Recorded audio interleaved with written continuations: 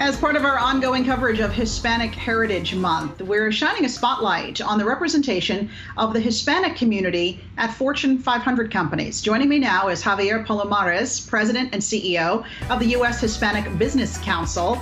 So Javier, I was looking over some statistics and they're pretty sobering and a little shocking. Just 2% of CEOs in Fortune 500 companies are Hispanic. Tell me why you think that is, and also what are the numbers like in other C-suite positions and on company boards? It is kind of sobering when you look at it, Alexis. Only 3%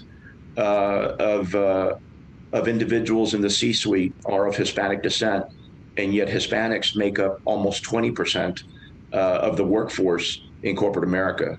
Our association, the United States Hispanic Business Council, is about calling attention to that and pointing out to corporate America that, their boardroom, their C-suite needs to be more reflective of the reality of the American public. And when you look at the American public, the overall Hispanic population, Hispanics are the fastest growing segment of the overall U.S. population. There are some 62 million Hispanics in America as we speak, and we make up about 20% of the overall population. And in fact, according to the latest kind of census data, it indicated that more than 52% of the overall growth of the American population came from the Hispanic community. So we're certainly present in terms of the consumer, the client, the customer,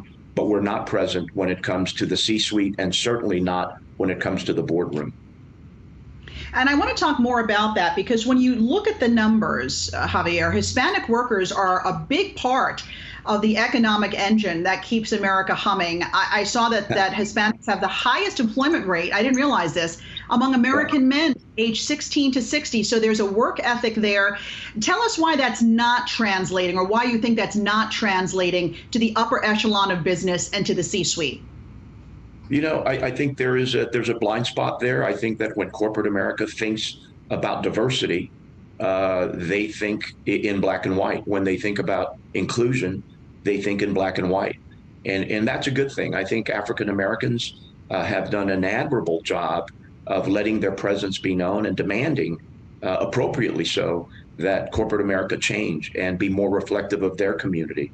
It's now time for Hispanics to speak with one voice in a collaborative fashion, in a way that we can help educate corporations and say, hey, listen, we make up a good portion of your client base and your customer base. It's appropriate that we show up in your boardroom, we show up in the C-suite.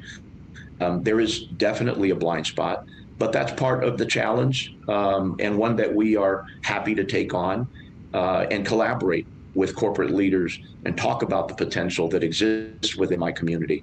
You talked about the employment rate amongst males, adult males in this country. The most employed adult male in America is Hispanic.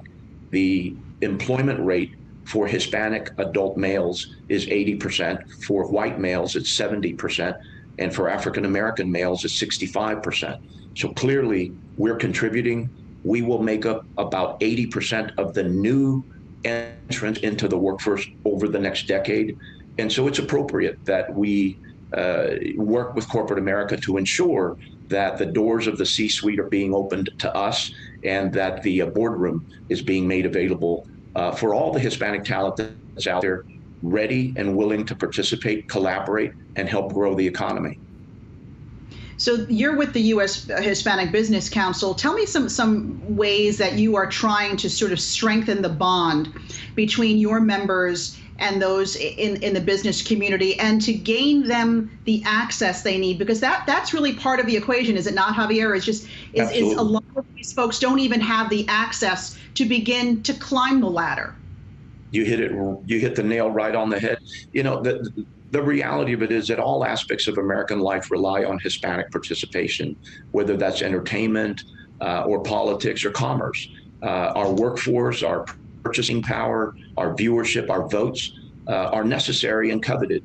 It is appropriate now that we as a community come together and begin to demand the change that's necessary, that I think is good, frankly, for corporate America.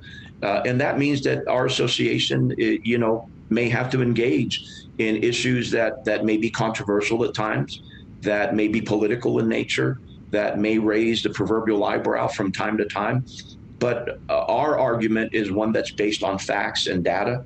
The numbers are all good. This is a good news story. This is about a community that continues to contribute, to give back to this nation, to serve this nation. It's only appropriate that we be given an opportunity to participate at the highest levels in corporate America and frankly everywhere else. As I mentioned earlier, our entrepreneurial community is hard at work. We are starting ventures at a rate of 3 to 1 when compared to the general market. And right now, there are more than 4.4 million Hispanic-owned firms in this country that collectively contribute over $750 billion to the American economy. And I always say that while we are proud to advocate on behalf of men and women who happen to be of Hispanic descent, we never forget that we are first and foremost American businesses. So every tax bill we pay, every product we manufacture, every service we provide goes to benefit the American economy. It's only fair and right now that we come together as a community and demand the change that we frankly think is good for the American economy and certainly for corporate America. All right, Javier Palomarez, President and CEO of the US Hispanic Business Council. We appreciate your time today. Thank you.